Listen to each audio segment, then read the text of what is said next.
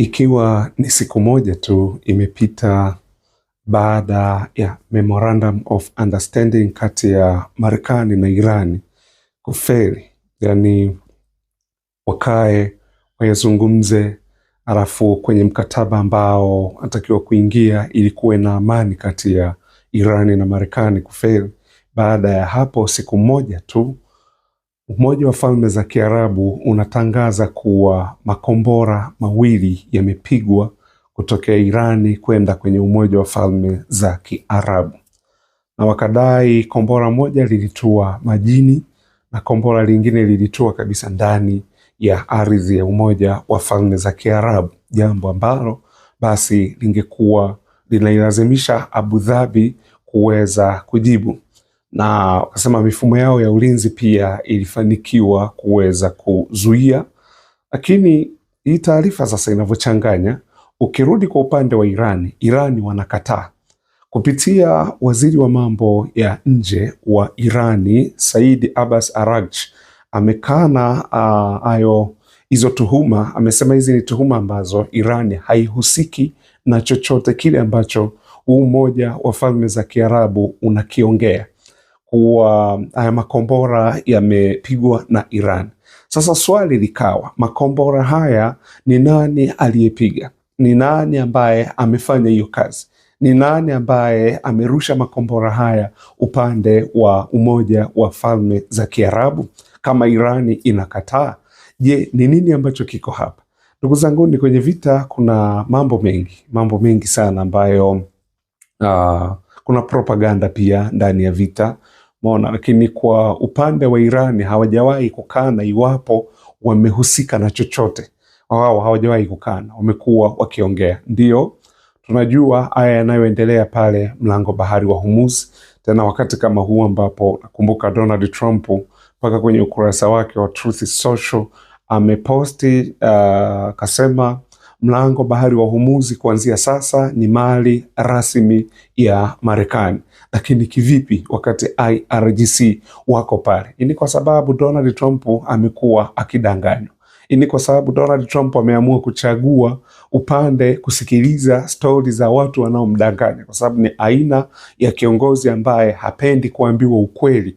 Ukweli unauma ujue, lakini hapendi kuambiwa ukweli. Kwa hiyo ndio maana hasa inafika mahali anadanganywa, naye anadanganyika, naye anakubaliana na yale wanayomdanganya. Ndio maana iko kwa namna hiyo. Sasa kulikuwa hapa na maongezi kati ya Irani na Marekani, ambayo maongezi haya yame-expire kwa sababu hawawezi kufika muafaka. Siku zote wakikaa kuyaongea, Irani hajawahi kubadili yale anayoyataka kutoka kwa Marekani. Hajawahi kubadili. Na kikubwa, kwanza mlango bahari wa Hormuz unatakiwa uwe chini ya udhibiti wa Irani, ikiwa ni pamoja na Oman. Ndio juzi mmesikia Marekani hapa Donald Trump akisema kuwa wataivamia Oman iwapo Oman itaisaliti Marekani, kwa maana kuwa mlango bahari wa Hormuz wanashare kati ya Irani na Oman, kwa mapato yatakayopatikana kwenye huu mlango bahari itabidi wagawane kati ya Oman na Iran. Na Oman, kumbuka, ni mshirika wa Marekani, na hata meli ambazo zimekuwa zikilipuliwa pale kwenye mlango bahari wa Hormuz ni zile zinazojaribu kukwepa utaratibu ambao IRGC wameuweka, na zinajaribu kupita ruti huku pwani ya Oman huku. Ndio hizi ambazo zimekuwa zikishambuliwa, ambazo zimekuwa zikipigwa sasa na Irani, kwa sababu Irani waliweka utaratibu, meli zote lazima zipite kwenye utaratibu ambao Irani wameuweka. Kwa hiyo kupitisha meli kinyume na utaratibu wa Irani, meli hizi zitapigwa, na hizi meli zikawa zinapitia upande ule. Wakataka kuanzisha ruti nyingine kwenye pwani ya Oman, ambazo sasa Irani ndio wamekuwa wakishambulia meli hizi. Na tayari kwa sasa unaambiwa Irani wameshatega, hii ni current news, wameshatega mabomu 80 ndani ya maji hayo ya Hormuz. Kwa meli yoyote itakayokaidi kupita kinyume na utaratibu wa Irani, matokeo yake meli hii ina hatari ya kulipuka. Maana hasa haya ni mabomu ya kwenye maji. Ndio maana nakuambia Irani inaonekana walijipanga muda mrefu na walijua kuwa Marekani na Israeli watakuja kuivamia Iran, watakuja kuishambulia, na wao watajua ni nini cha kufanya.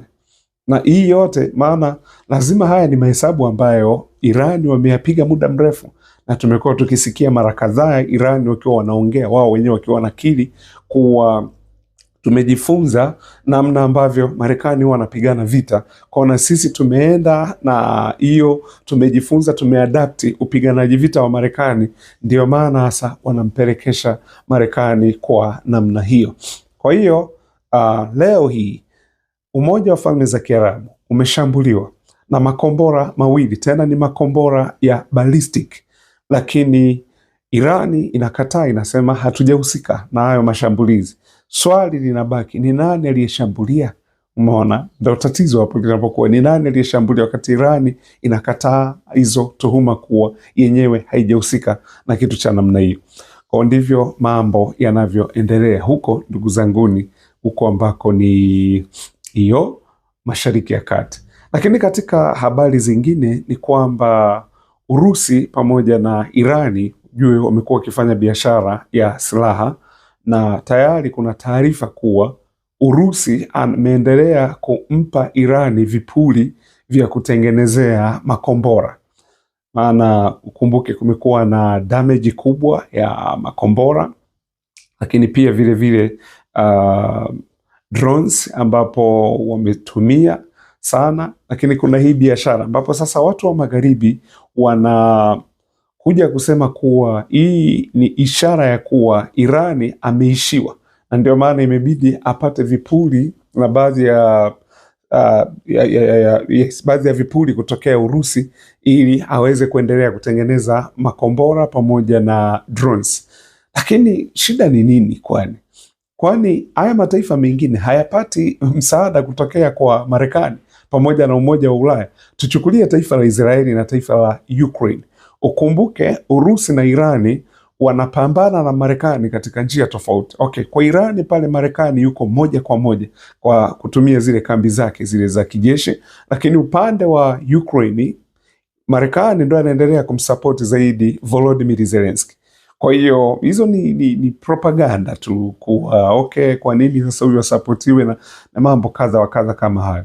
Lakini ukweli ni kwamba wanafanya biashara ya silaha kati ya Irani pamoja na Urusi, na hizi silaha zinaaminika zinapita kwenye bahari ya Caspian Sea, ambayo hii sio rahisi kufikiwa na mashambulizi haya ya mataifa ya magharibi. Nakumbuka Caspian Sea kuna meli ya Irani ambayo ilishambuliwa na Zelensky, na Irani wakasema wataijibu hiyo, na unakumbuka Zelensky akasema jamani, baadaye bana Irani waliweka target 3 ndani ya Ukraine, kwa hizi target hapa na hii tutapiga. Na kumbuke kutoka Ukraine mpaka ufike Irani ni umbali wa kilomita 2400 tu, na Irani pale ana makombora yanaenda mpaka kilomita 7000.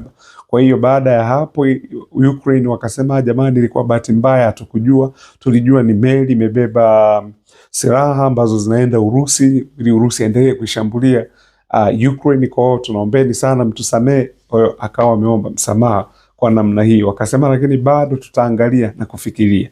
Kwa hiyo sasa hizi meli ambazo zinapeleka vipuri mbalimbali hasa hivi vya kutengenezea drones pamoja na makombora, wanasema vinapita upande wa hiyo bahari ya Caspian, ambako pia bahari hii vikwazo vya magharibi pia haviwezi kufika huko. Kwa hiyo mambo yanakuwa yamekaa katika namna hiyo. Lakini katika habari nyingine, kwa kumalizia, maana hapa nakupa tu updates alafu baadaye tutakuja kuanza kufafanusha baadhi ya mambo na kuanza kuchambua nini kinaendelea huko Mashariki ya Kati. Lakini katika habari nyingine ni kuwa siku mbili zilizopita hapa Volodymyr Zelensky alishambulia Urusi maeneo mengi kwa drones, na drones hizi ambazo ni kwa msaada kabisa wa Ulaya. Nakumbuka juzi hapa ambapo Vladimir Putin alishutumu sana Uingereza kwa sababu Uingereza ikaonekana drones zake ndizo hizo ambazo zinafanya maafa pale Urusi, hasa Urusi,